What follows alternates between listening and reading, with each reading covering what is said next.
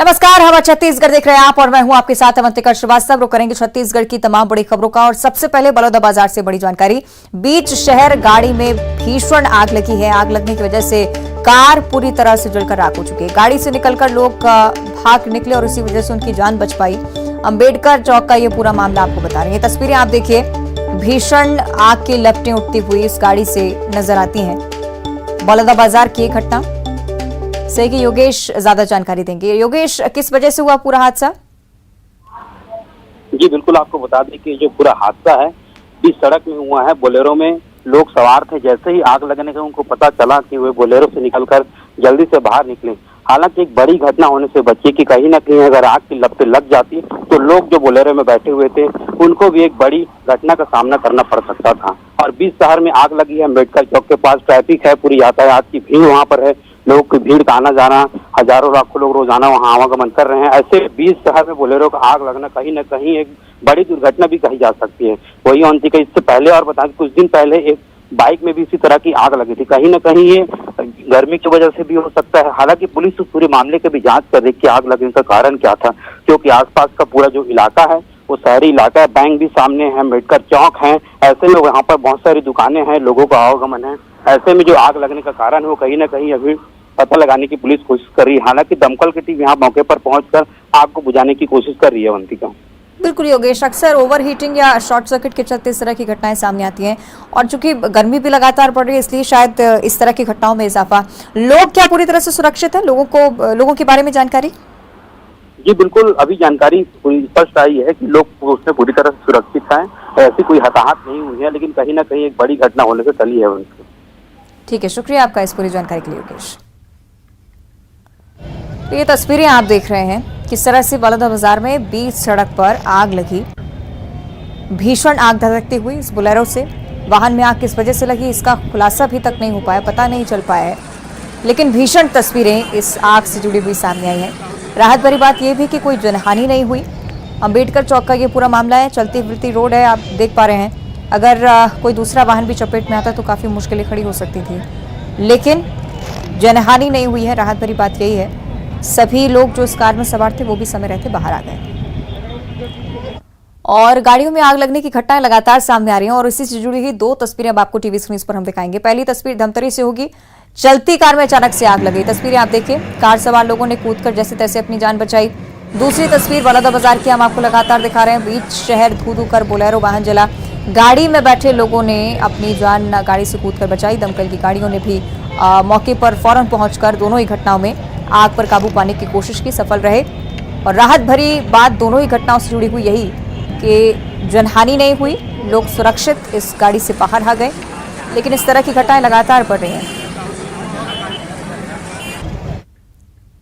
और कर्नाटक चुनाव में कांग्रेस की जीत पर खाद्य मंत्री अमरजीत भगत की प्रतिक्रिया सामने आई। उन्होंने कहा है कि कर्नाटक की महान जनता को मैं नमन करता हूं जिन्होंने ऐतिहासिक फैसला दिया। उन्होंने ये भी कहा कि कर्नाटक का चुनाव सामान्य चुनाव नहीं है, ये टर्निंग पॉइंट है।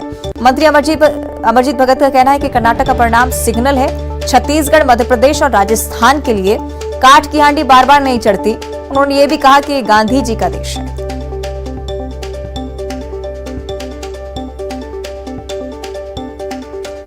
कर्नाटक का चुनाव कोई सामान्य चुनाव नहीं रहा, ये देश के लिए एक टर्निंग पॉइंट था। देखो यार, इसमें आप भी जानते हो कि काठ का हंडी बार बार नहीं चढ़ता है। काठ का हंडी बार बार नहीं चढ़ता है। मोदी जी का चेहरा पहले था, एक आकर्षण था, एक उम्मीद था, लेकिन जो जो इन्होंने कहा वो चीज बिल्कुल नहीं किया। देश गांधी का देश है, गलत चीज को बर्दाश्त नहीं करेगा। बिल्कुल छत्तीसगढ़, मध्य प्रदेश, राजस्थान सब में कर्नाटक का जो सिग्नल है, कर्नाटक का जो परिणाम है, संकेत है कि अब देश इसी रास्ते में चलने वाला है।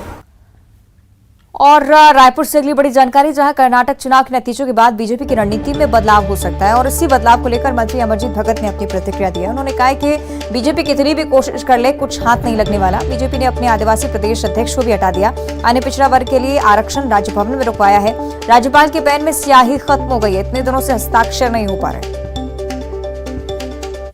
तनाव कुछ भी कर ले, लाख कर लो कोशिश, यहाँ कुछ हाथ लगने वाला नहीं है।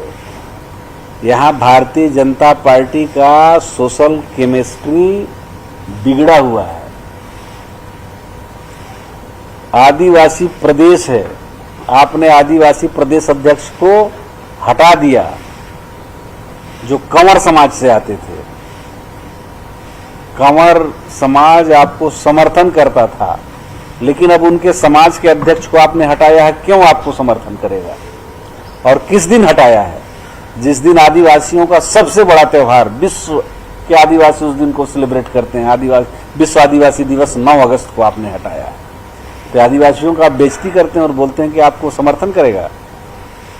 दूसरा, अन्य पिछड़ा वर्ग के लिए 27% का आरक्षण विधानसभा ने पारित किया है। राज्य भवन में कौन रोकवाया है?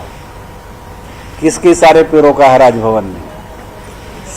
छत्तीसगढ़ की जनता सब जानती है। पिछड़ा वर्ग क्यों आपको समर्थन करेगा? अब उनका संवैधानिक अधिकार को रोकने के लिए आप यहां से दिल्ली तक का पावर का उपयोग कर रहे हैं। राज्यपाल के पेन में स्याही खत्म हो गया है, इतना दिन से दस्तखत नहीं हो रहा है।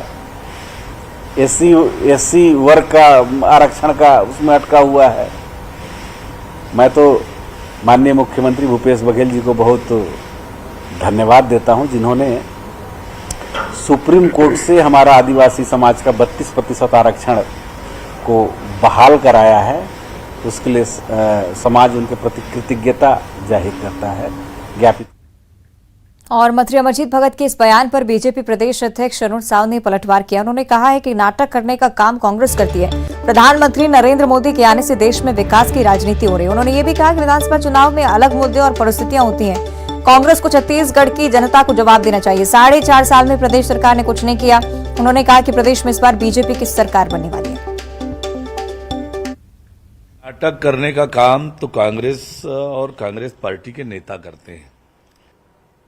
छत्तीसगढ़, मध्य प्रदेश और राजस्थान के जो विधानसभा के चुनाव होने हैं वो अलग मुद्दों पर होंगे और छत्तीसगढ़ में राज्य की कांग्रेस सरकार को हिसाब देना पड़ेगा छत्तीसगढ़ की जनता को कि उन्होंने जन घोषणा पत्र में जो बड़े बड़े वायदे किए, उन वायदों को कितना उन्होंने पूरा किया।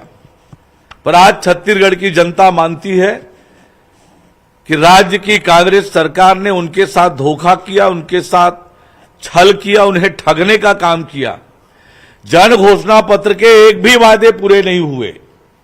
कहा गया था कि 3000 करोड़ रुपया बेरोजगारी भत्ता हर साल देंगे, यानी 5 साल में 15,000 करोड़ रुपया। 4 साल कुछ नहीं किया और आखिरी साल में बजट में प्रावधान किया तो 250 करोड़ रुपया केवल, और नियम ऐसे बनाए कि बहुत ही कम लोगों को बेरोजगारी भत्ता मिल पाएगा।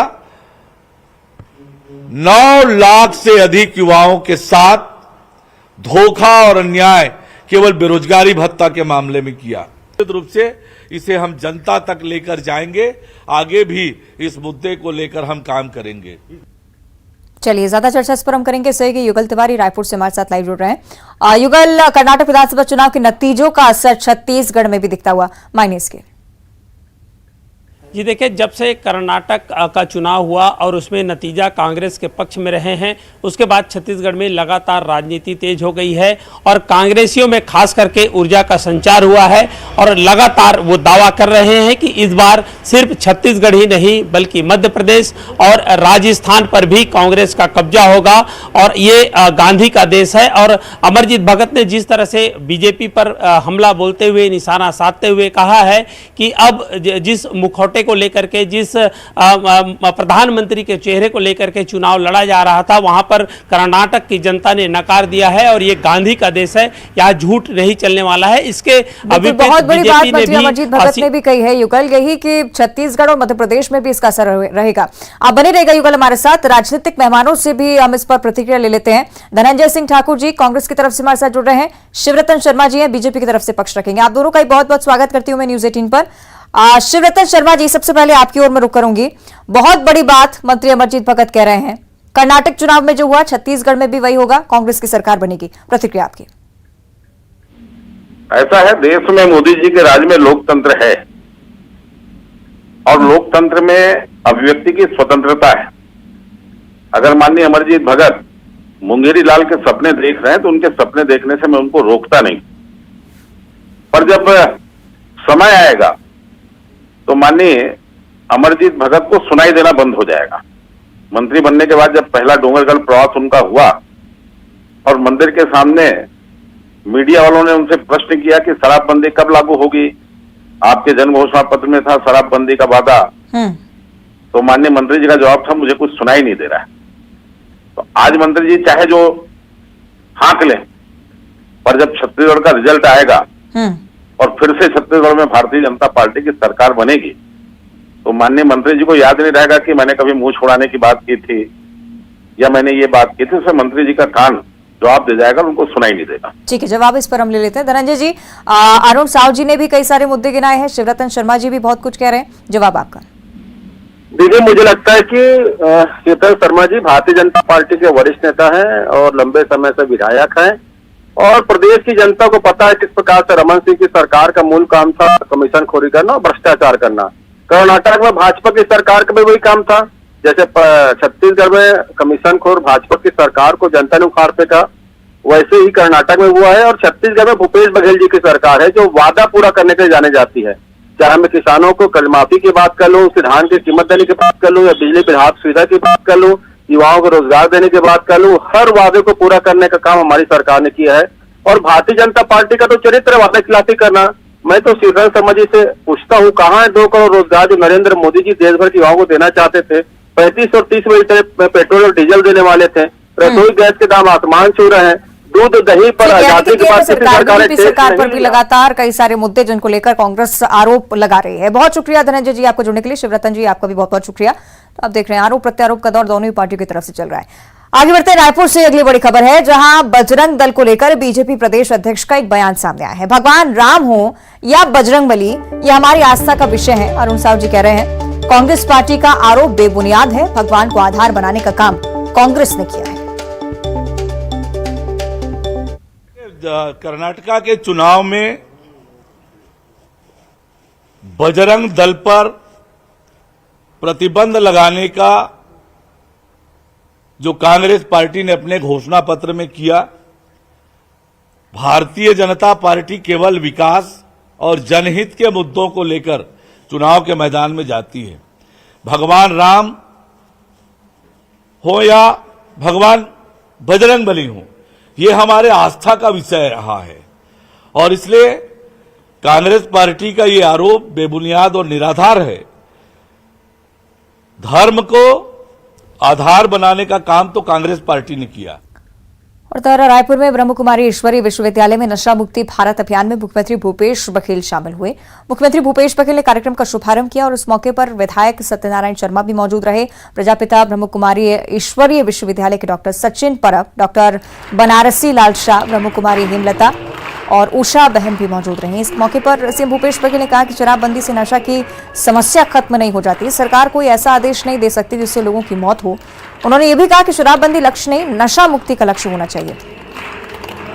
नशा की बात हो तो महिलाएं तत्काल तैयार हो जाती, बिल्कुल नशा मुक्त होना चाहिए।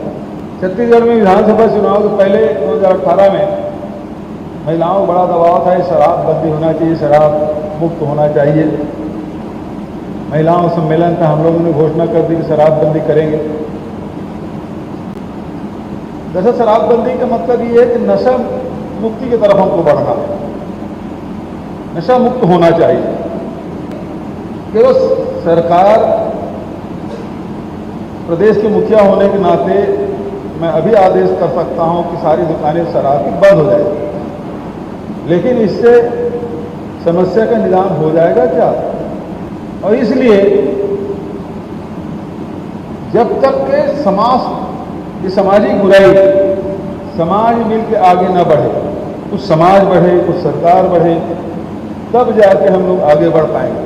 तो जो अभियान है वो नशा मुक्ति के होना चाहिए, जो शराब बंदी नहीं होना चाहिए। जिस प्रकार से डॉक्टर साहब परब ने जो बताया कि आप एक नशा बंद करेंगे दूसरा नशा शुरू हो जाता है,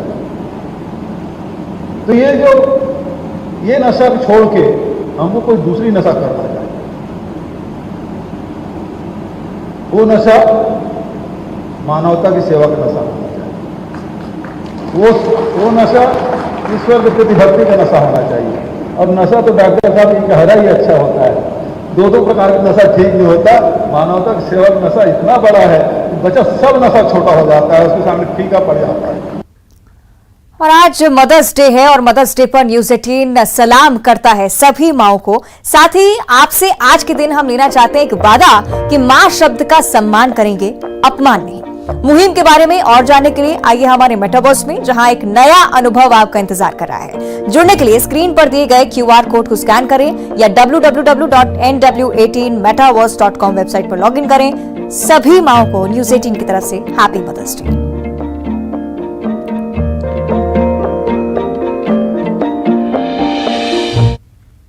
और अब देखिए सिटी टॉप 20।